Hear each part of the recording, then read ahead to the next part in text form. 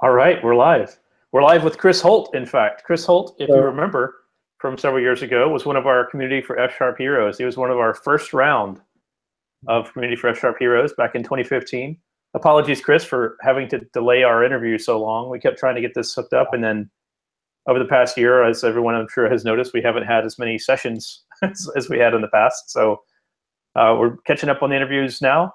So Chris, thank you for joining us tonight, and we look forward to learning more about you and kind of seeing like what's happened with you over the past couple of years, what you're up to now, and sure. we'll go ahead and start off with some of our initial questions, and we'll kind of see where things go. So, what was your first computer? The first computer out of my house was a Acer 486 DX2 60 megahertz with like 4 megs of RAM, and then we upgraded it to 8 megs of RAM.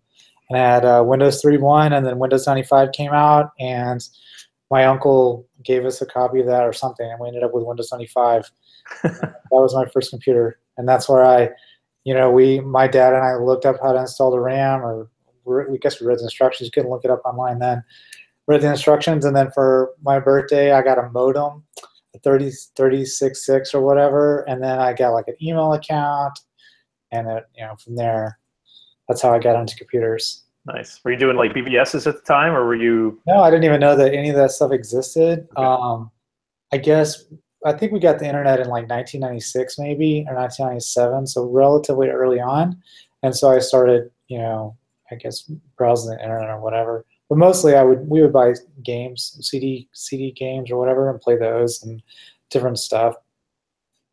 Cool. Disk. You would trade stuff with people on floppy disk. But I'm from a really small town, so it wasn't that much to trade. Yeah. Nice. So where do you live now, and what do you do for a living? I live in the Dallas-Fort Worth area still. I live in Grapevine, Okay. and I'm an independent contractor, consultant, developer, whatever, however you want to phrase that. And currently my client is like a financial company in the DC area. And so I travel up there sometimes, and sometimes I work from home. And I'm just helping those guys with doing automation and integrated testing, and I'm kind of like their QA dev guy. Okay.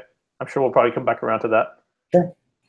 Talk a little bit more about that. Are you actually looking for additional contracts? Is this sort of like a full-time gig that you've got for a while, or? Yeah, right now it's 40 hours. I don't like to work more than 40 hours. I like to give Okay. have one client and then give them all my attention and then switch gears afterwards. Okay. I figured if you were looking for additional things, we could use this as an advertisement for you. But well, in the future, I will. not. Right now, Okay. right now, but in the future, I will. Whenever I'm done helping them and it's time for me to move on, I'll need something else. Okay. Very good. How did you get into F-sharp? It's like 2009. I was reading blog posts and stuff because I got quite good at C#, and then I was kind of like running out of stuff to learn, and then so I started learning about F#. So I bought a book. I think it was the Chris Smith book with the bird on it from O'Reilly. Started reading that. I fell in love with it, and I worked at Sagetti, which is a consulting firm, and we have local offices, and we had lunch and learn type things, but at nighttime, and I did a presentation on it there, and no one else cared, but I still did. So I kept learning, and then from there I was writing like little like one-off scripts and one-off helper stuff. And then the first real thing I did was Canopy, and then people actually use that. Yeah. I think that's still quite in heavy use today. Yeah. I use it on my current client. I have a C# wrapper for it, and they prefer C# just because no one knows F# at that client. Mm-hmm. But yeah, still used today. That's very cool. Mm-hmm. What is your favorite F# open source software project and why? And it can be one of yours if you like. No, it's not. I mean, that'd be vain. I would have to say it's probably, there's like three. It's hard to say. One is the F# type provider where you can write your own SQL and then it'll type check against the database. There's several of them. I can't remember the exact name. That one's really cool.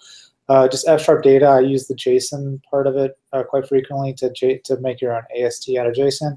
And then the last one would be Suave. I like Suave quite a bit. I learned a lot about HTTP from using Suave because it's a little more low level than most libraries. Yep. And you actually built a different a project on top of that, didn't you? I did, and I've used it, and people, I mean, people got, it got some attention early on, but I don't think anyone's actually used it other than me. Yeah, it was like, it's like a site generator on top of Suave. It's called Genit, Genit, and it will basically scaffold out all the CRUD stuff and a decent looking UI and some basic testing and load testing and all kinds of different things that you need to do kind of like full stack development, all in F#, and on top of both SQL Server and on Postgres. And it works on Windows and Mac. And I don't know, I used it for a project for a client, and it worked really well to get the ball rolling and talk with the client. And because I was working with their HR department, they wanted internal application for where people could send out questionnaires about themselves, and people and their coworkers could rate them, and so that they could gather information. And working with them, and that they said, we want to capture this information, and so I would change the script and generate the site, and then show it to them, and they're like, yeah, can you change this to this? And so we just talked through it, and they got to see like right then the changes. And then once I kind of got an understanding of what they wanted, then I was able to take the code that I generated and stop generating code and just make changes by hand after that, and it worked out quite well. Yep, that was a really cool project. I'm sad we didn't got around to having a session with you on that project. We can, but I mean, I don't know if anyone will ever use it, but we can. Have you seen if anyone has actually been paying attention to it, or? No, I mean, like, people stopped opening it. The first week or two, people were opening issues and stuff like that. I would fix them, and then people stopped. So okay. I assume the buzz wore off. And yeah, well, maybe people will hear about it again and start taking a look at it. This is left-handed Go, Genit, is that right? Yep. Okay, cool. What other languages do you use and/or like? Well, I use C# and JavaScript occasionally, and C# is a good language. It's it's got good massive appeal and all that stuff. JavaScript is okay. I don't like it as a language, but it has some pretty good libraries that are quite good. And then I love F#. I read a lot about other languages, but I don't actually use. I mean, I've read a lot about C. I've never written a line of C in my life. Never written Java. But I read about Scala and Kotlin, and I read about all the languages, but I only use some. Which ones interest you the most out of the ones you've read about but haven't actually tried? Just trying to get a sense of which direction you're heading and the scope of and breadth of what you've been reading about. Recently, I don't know. I guess I stopped. I guess I stopped focusing on languages as much. I started focusing on paradigms like concurrency, because concurrency is actually quite hard. Mm-hmm. So stuff like that. So I think there's a concurrent ML book. I read a lot, even though ML is really F#. I never wrote any ML. I learned a lot about concurrency from that. So I don't know, from just language, I haven't. Nothing piques my interest, because I don't know Haskell really well, but I know Haskell well enough to know that it's not my cup of tea probably. And I know that I could learn a lot from that, but I think I would, a lot of the mathy stuff, I still don't know what a monad is, but I can still write code effectively without knowing a monad. So I started reading more math books. I'm reading a book about infinity right now, and I read a book about category theory so that I could learn what a monad was, and then she didn't explain it in the book, so I was quite upset. But so I'm reading more books on math now. Okay, very cool. Which is because my math background's kind of, I'm good at math, but I didn't go very far in math, so I don't have a good background in it. Yeah, I think we're probably alike in that regard. Yeah. I've been reading some math books as well lately. Cool.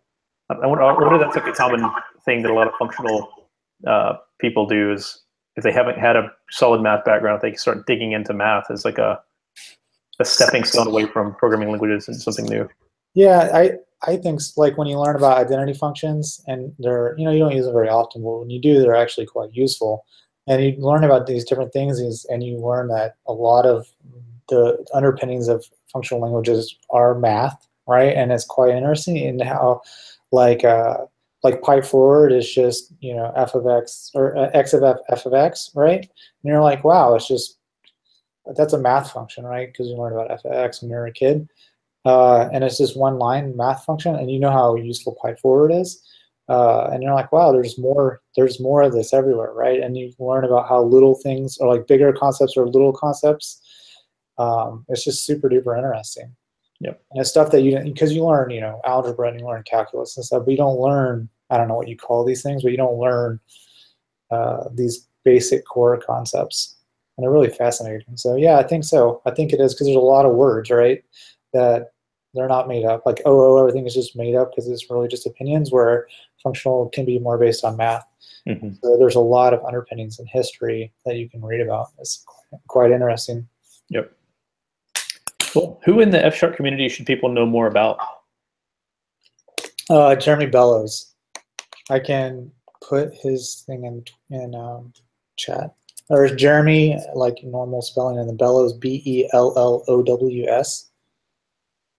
us about Jeremy. Is he a friend of yours? Is he just somebody you know in the community? I used to work with him, and then I worked with him on two different occasions, and then he moved away from Texas. He moved to Colorado, but he got into F#. I kind of like helped get him into F#, and then he did some stuff with Canopy at a company I worked for, and then after that he got into neural networks and all the stuff that I don't know all that much about. He built a neural network framework. He's actually going to be talking at, I believe, at Open F#.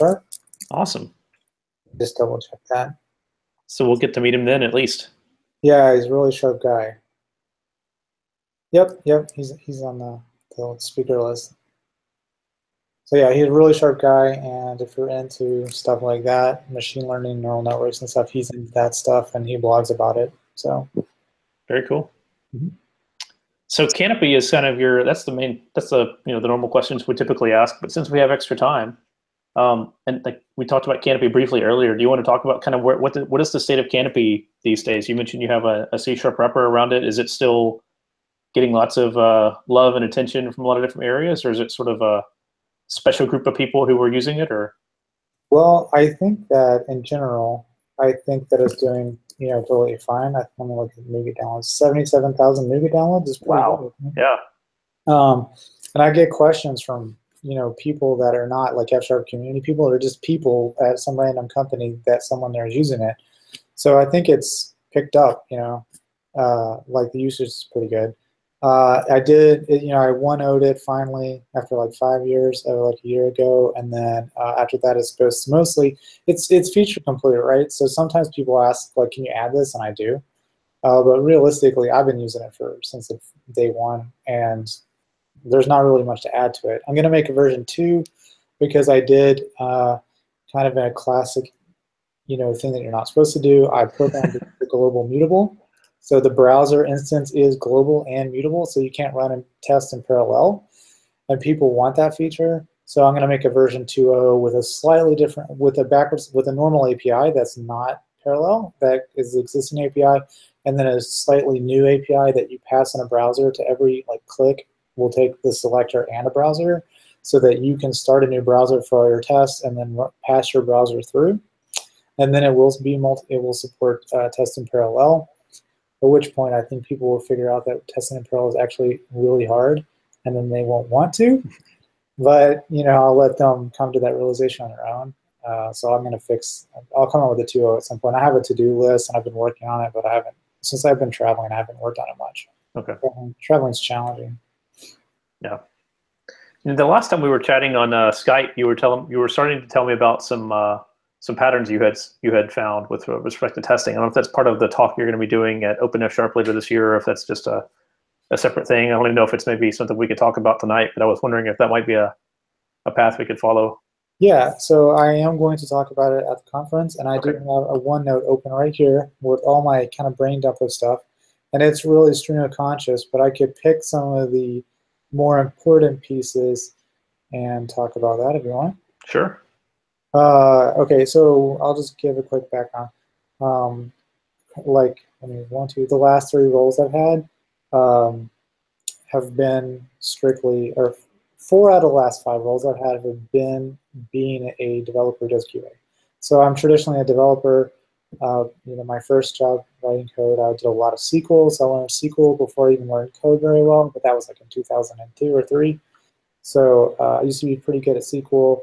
And then I just did regular development, and then in a position I was in, I left the development team to go to the QA team to do automation because I wanted to learn Ruby, and they were doing automation in Ruby. Found out Ruby was not a language that I enjoyed writing code in, but I got good at automation, And so people hired me to do automation now, and I wrote an F# framework with the wrapper in C#. So I do it in F# and C#. And then that expanded from just UI automation and testing to API testing. One of my clients was Match.com, and I did like 6 months on the team testing UI stuff. And then once I got their site under test for the UI, I switched to the API team because they had a relatively small API like test suite, and they were having production issues or whatever. So I went over there and I kind of evaluated what was going on, and then I started writing API tests a lot. And by the time I left, they had hundreds of API tests, and we were releasing a very small number of bugs. And the production was, the quality improved and the velocity improved and everything. It was a great experience.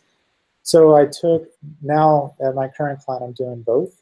And I have the UI developers starting to write automation for their first, like a happy path for any new feature, so that really basic bugs, they don't make it to myself or to a business person. And then the same thing with API people. They write, if they're writing a GET, they don't have to check if the data is correct or any of that stuff, but they just call a GET. Make sure it doesn't throw a no reference exception and all that stuff, because they're writing code in C#. So they get all those classic problems that you wouldn't get in F#, like null refs. Oh, gosh. Null references is something I don't mess, but that's something I have to live with now. And then I also do scenario-based testing. So like if you're building a website like Amazon, right? You're building a storefront, and let's say you're using Angular or React where you had to have a API, then you would want to build an API. And so you could build tests that maybe signed up a new user via the API, added some things, did a search products, added some things to the cart, and then checked out, and write a test from end to end to do that scenario. Because that's the purpose of your whole website, right? Is for people to buy stuff. So a lot of people write tests that are way, way, way too specific. And for unit testing, that can be okay. But for integration testing, I write two types of integration tests. Ones that just exercise the call for gets, and then ones that do real-world scenarios. And so I've learned a lot about that. And I've basically learned, to summarize, that integrate, like line for line and pound for pound, integration tests provide way more value than unit tests. You can write a integration test that will find regressions, and that one test will find more regressions than any unit test ever would. But then there's a lot of downsides to it, a lot of hard parts, is people want coverage reports and stuff like that, and writing coverage reports for a full end-to-end regression test is way harder than writing for unit tests, because for unit tests they already have tools for all that. So you can attach coverage reports to your IS instance or whatever, and then do it like that, but you miss a lot of stuff. So it's hard to define coverage. Yeah. Have you found, just on that note, is coverage like a big deal? I know everyone always wants to see like what's the code coverage on your test suite, but I've rarely found that it was all that helpful. Yeah, percentage-based ones I think are almost to the point where they're negative, because people get fixated on it. They're like, oh, we expect X percentage, and then actually one of the points on my thing here is that people, when you define metrics, people code to metrics, because that's what success is. And so if you get it wrong, they'll be coding towards the wrong thing. So I just do generic. The only metric that I provide is we want to have 0 bugs. And I know that it's really hard to get there, but if you say, let's have not too many bugs, then they'll say, well, 5 is not too many, or 7 is not too, like it's fuzzy, right? So you say 0, and if you don't get 0, it's probably not that big of a deal, but you want it to be very low, right? And you want that to be goal, and you can challenge people and you say, how can you write code that doesn't have any bugs? And then you can take time and thinking about it, because really, like, quality code is a mixture of multiple things: understanding requirements, having the right language or tools or frameworks or libraries or whatever, and then thinking about it. And so that's what like a lot of TDD advocates talk about, or they don't actually explicitly say it, but you spend time thinking about your code, you spend time thinking about different scenarios, and because you write tests for them, right?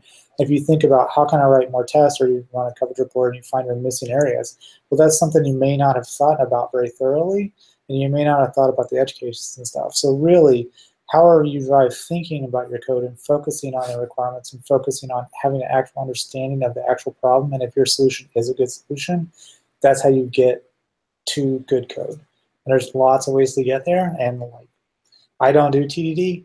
I write code and then I write tests afterwards, but I do like stare at the ceiling and think about the code and think about scenarios and think about simple, elegant solutions before I write any code. And sometimes you only have to think for a couple of minutes because, you know, if you just got to like make a new table and pull data out of it, it's, you know, you've done that a million times. But sometimes things are quite challenging and you should just think about it or whiteboard it or whatever. Go for, I like to ride my bicycle, so a bicycle ride is better than any unit test sometimes, but you can't sell that, so you can't write a book about that. So yeah, I don't even think that I think TDD is useful to some degree, but I think in S# it's less useful because the language is your friend and it like guides you in the right direction, and you just make less mistakes, right? Because it doesn't let you make as many mistakes, like no reference exceptions, like I said, and stuff like that. And the types that you can, you know, you have more granular types, so you can like construct your domain model better. Yeah, so I think the value of unit tests, of just like strict unit testing, is when you have scenarios where you have a bunch of permutations. Like if you want to say, what defines a senior citizen, and every one of the 50 states has a different definition of senior citizen, so you need to write a function like, is this person a senior citizen? And then you have all this logic. Well, then you write unit tests for that, right? You write tests for the every state, because every state is different, and they all have different rules, and you set up different scenarios, and you make sure that this person is and this person is not, right? Yep. But how do you write a unit test for, can someone sign up on your website and buy stuff? You can't do that, right? That's not a unit test anymore, right? And you can't even, how do you even TDD that, right? Because I mean, you got to write one for, can someone log in or register? Then can someone log in? They can, you know, there's like a million.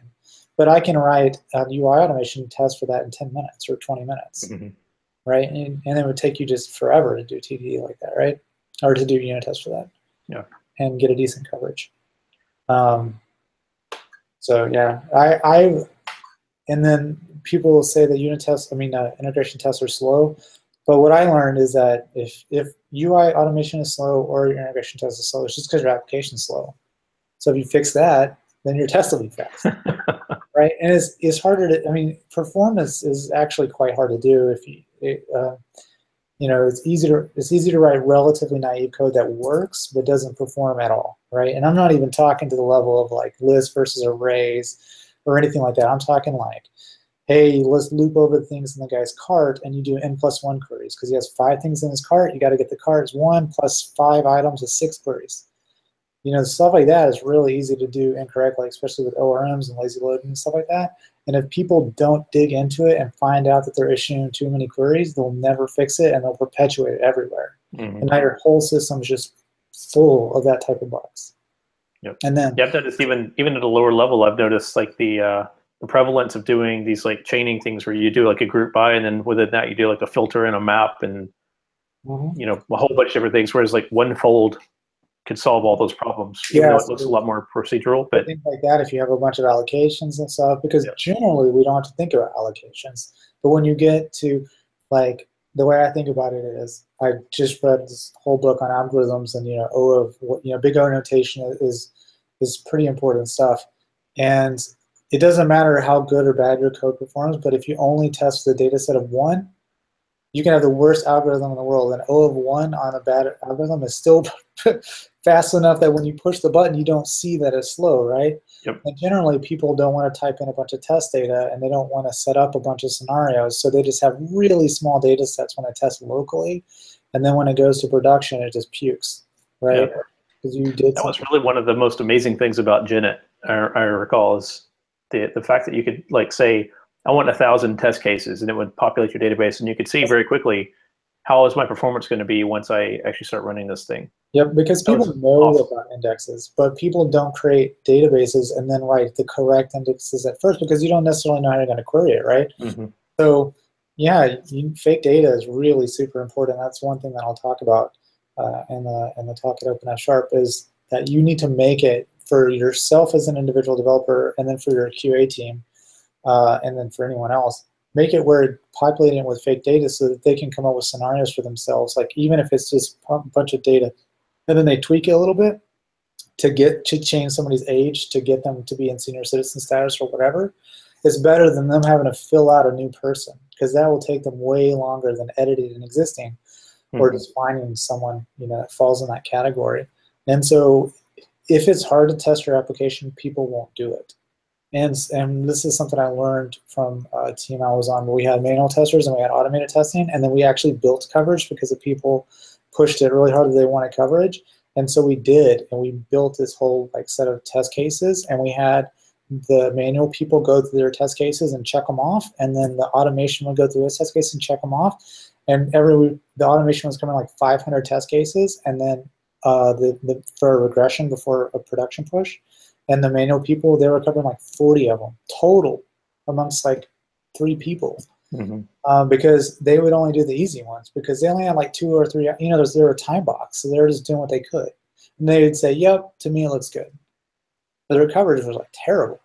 But no one knew that until we measured it, right? Yep. Because it's all a gut feeling, right? It's all gut. And so when things are by gut, it's generally what lets people go home on time is what they'll say. And not a lot of people say, I don't feel comfortable with it, because then they got to explain to everyone, then everyone gets delayed, and then they're like, well, we're waiting on Chris because Chris doesn't feel comfortable. And everyone's like, So people don't want to do that. Yep. So I don't even know how I got there. It's kind of a big tangent. Well, do you have any advice for people who are just getting started with F#? You've been doing it since 2009, so almost, 8 years or so? Yeah. There's so many avenues. Because some people have scientific or mathematical needs, right? And I think that compared to Python and stuff, the libraries aren't there, right? The vastness of them, but there are libraries and they're pretty good. But then if you're a web developer, it's gonna, if you use say Suave, it's totally different than anything you've ever seen, unless you have done Haskell or maybe Scala. So it's challenging, right? And if you want to solve problems the same way that you do in C#, but you want to do in F#, it's going to be unpleasant, right? Because, it realistically, or in my opinion, F# is maybe this much better at OO than C#. It's not good enough, better enough to go solve all the problems the way you're used to. So what I tell people that want to learn it, you have to just, everything you have to just set it aside. You just have to pretend you can still know what an integer and a string and some of those things are, but how you do inheritance and how you structure stuff and that you use interfaces for everything and use a DI or IOC container, stuff like that, you have to set all that aside. Did you just say DI curse? I said DI or IOC. Okay, because that would actually be a pretty funny meme to start. Yeah, you can't. The DI curse. You can catch Anyway, sorry to derail you there. Yeah, so you have to just say, I'm going to turn all that stuff off, and I'm going to start from what is a function? Because people are like, I know what a function is, but you don't know what a function is. An F# function is at the same level as an object, whereas in C# a function is not, right? Because you can't define a function outside of a class in C#, but you can in F#. So it's a totally different thing. So you can just put classes aside for a very, very long time, which is really abnormal for people. And then I don't, when I was learning C#, way back in the day, people say static is evil. Don't use static, right? But static in F#, I use static all the time, right? Because if you just, a function is static, right? Because you don't have an instance of it. You don't need an instance of it, especially if you make it where it just takes what it needs and it gives you an answer, right? So you just have to set, you can start anywhere you want. You can start with web development or you can start with anything you want. But I think the best thing to start with is a console application. It just does stuff, right? Whatever you want it to do. It makes API calls or gets stuff from the database and prints it on the screen. Because when you start saying, I want to take data from the database and put it in a website, that's a lot of moving parts, right? And there's no blessed Microsoft MVC with Entity Framework where you just go learn a couple things and you get the whole thing, right? You have to learn, you have to pick which library is best to breed, which there's multiple competing ones, and find out what's right for you. And the learning curve is steeper, but it's incredibly, if you like to learn, it's incredibly rewarding because there's a lot to learn. But then also, I think that in the end, you just, even if you don't really use F# day to day and you still use C#, you'll just be a better developer. Like hands down, you'll be a much better developer. So I would encourage people to do it, but it is challenging. So don't think it's going to be like, I already know Java and I'm going to learn C#. And you're like, oh, it's just, you know, very similar. It's quite different. How about those who are have been doing that for a while, but haven't quite engaged in the community very much, or maybe are looking for opportunities? So they want to get more involved in the community. Is that? Yeah, like maybe contributing to repositories or giving talks. Any advice to them? You've been doing a lot of these types of things as well, so. Yeah, so I think it's just like you just got to jump in and do it, because the truth is that I used to go to conferences and I would just listen, and I got into this mode where I was like hero worshiping people, and I would say like, oh, that guy is so smart, man, wow, that dude, I want to work, and I would actually apply to companies to work with these people. But then eventually, the first time I ever gave a talk, the people that I thought were so awesome came to my talk, and then I was like, wow, you know, like I'm pretty smart too, I guess. You know, I don't know as much as that guy about some specific topic, because they would talk about whatever MVC framework they made in the Austin community, you know how it is. And but you just go and do it, and then people come talk to you afterwards, and they say, "Oh, good job! I learned something." And then it, you know, it actually feels quite good to actually contribute back. And then with open source, that's, I mean, the easiest thing you can just open a bug. I mean, if you just use someone's framework or tool, and you find a bug or a missing use case that they don't have, and you just open it up and say, "Hey, how do you want to go about this?" Or do you, because for me personally, I just take bug requests and I just fix them, or feature requests, I just add them. But some people don't want to do that. They want to accept pull requests. They want you to do it. So you just go have a conversation and a ticket and on GitHub and say, how can I contribute? And some people like, you know, better documentation. Holy cow. Writing documentation is not fun, right? So you can at least write some documentation for missing stuff and contribute that. And that's a super great way to do it too. And like a lot of like smaller projects that aren't, you know, big like Node.js projects or with 10,000 stars, you know, if you make a couple contributions, they'll give you commit rights. So you don't even have to do pull requests if you want, you know, because they trust you, right? And they want to like help facilitate, like, hey, you're helping and you want to make the tool that I work on better. Here, go nuts, man. So really the bar of entry for, especially like in the F# community where, you know, like we're not amazingly popular, like a node tool or, you know, something from Microsoft or whatever, it's easier to get involved. Yeah, that's very true. And there's a lot of opportunities with different issues and things like that. Even samples. If you write some little sample that you may think is trivial, yeah, oftentimes somebody else hasn't done it, and it would be a useful example for someone else. I have zero knowledge of some libraries, so because like as a library author, because I know your automation so well, I write very condensed things. But for other people, I don't know, you know, they need more, right? Like I was learning, what is it? The testing framework that generates all the scenarios for you and will condense them down. FSCheck? Yeah, FSCheck. Wow, FSCheck is a very large learning curve, right? And I know that the guy that wrote it obviously knows it incredibly well because he had to learn it well enough in Haskell. I'm guessing they learned it from there, from Quick Check. Learn it well enough to translate it over, right? So he knows these concepts like really well. But it has a steep learning curve, and the documentation is very, very light on it. And there's only one example for every concept. So a second or third example that takes a different approach or has whatever, something's different about it can make a light bulb come on for people. So yeah, making sample apps or just examples for the documentation, alternate examples, is super useful. Well, very cool. Anything else you want to share with the rest of the community? Ideas, topics, anything like that you're interested in or would like to see more of? You know, it's fun to see like new projects, people that just, I mean, like you have a couple basically competition with Suave, right? But that's great, like Freya, right? Just make stuff, even if there is a winner in a category, just make stuff, right? Because it's useful. Like you'll get better, the community will get better, Even if you just have like little snippets of code that just like what a fsnip, contribute things to fsnip because you converted some popular algorithm. There's no implementation of it yet, and you stick it on fsnip. That's great too. You know, anything, just go nuts, be involved, talk to other people. You know, the F# community is super friendly, but we're relatively small and relatively sparse, so you don't always get to meet an F# person at your local user groups or whatever. So travel, you know, conferences are actually quite fun, especially smaller ones. You know, if you find ones that are like under $500, that means that the people that are running it are doing it because they like to do it, not because they want to make a profit on it. And those are, the quality of those are way higher than some like $2,000 or $3,000 one that's done, you know, by some international conglomerate. Yep. Speaking of which, Open F# is going to be here, what, another month and a half? Into September. 44 days, 6 hours, 22 minutes, and 34, 33, 32 seconds. Yep.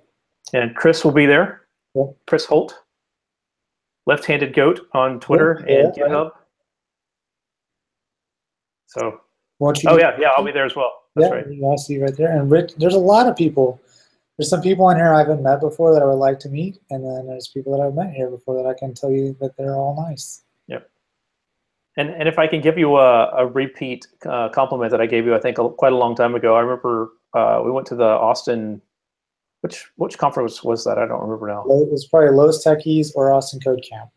That was one of those.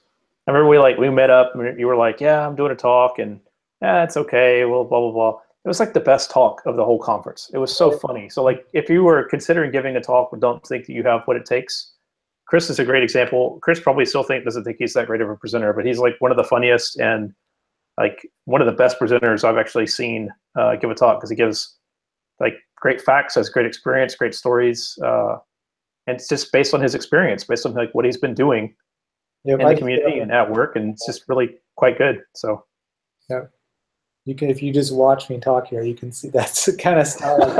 I have stuff to give myself structure, but then I get on these tangents and tell funny stories and jokes and stuff just because I'm just how it is. Yep. So yeah, you can just be, and then even if the first one you bomb, like just make sure that you invite someone you know who will give you a reasonable opinion afterwards. It could talk, well, you know, you stuttered a lot, or you said like, or you and they can give you some constructive feedback. That's good too, and you can go and you can practice and get better, and then the second one you can go just do way better, right? And it's, you know, growing and is fun. So it's a good way to grow.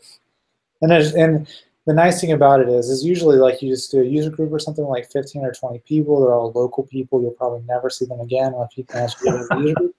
And they're all, you know, they actually took the time to come see you, so they're interested in your topic. So it'll be a positive experience. Yep. There's nothing to be scared about or anything like that. Yeah. I've often found too, if you go and ask questions and just try to get solicit feedback from your audience, oftentimes you make it more engaging. They enjoy it more. You actually can learn some things. You don't always have to be the expert in the room on whatever's going on. Just share what you know.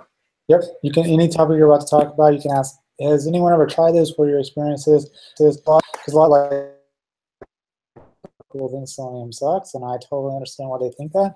So I ask them, like, does anyone have an experience with that? And they'll say yes. And then, well, what's your experience? And I'm like, oh, it wasn't very good. And then everyone in the room will be like, yeah, it wasn't very good, right? And you say, okay, cool, I'm going to show you how to make it better, right? And then it piques their interest and stuff. So yeah, you can have a little bit of dialogue with the room, and it can just be a conversation. Yep. Just like this. Yes. Exactly, right? Exactly. Well, great. Well, Chris Holt, thank you for all that you have done and continue to do for the F# community. Yeah. Apologies again, it took so long to get the interview. Oh, that's no big deal. You're busy. I totally get it. Well, hopefully we'll wrap some more of these up. We have Dave Thomas also from 2015 coming up. Great. And then the whole set of the 2016 heroes we still haven't gotten around to. So. And 2017 is out, so you can go and you can vote for whoever your F# hero is. That's right. Yeah, nominations. We'll probably switch into voting early September somewhere. And the current plan is to actually announce the winners at Open F#. Oh, that would be really cool. So we'll see if that actually works out. I've been talking with them. I think that's still a probable thing, but yeah, that's the timing will happen regardless of whether it happens at the conference or just during the conference. So it will happen around that time. So cool. So be thinking of who your heroes are. Yep. Awesome. Well, thank you, Chris. Yep.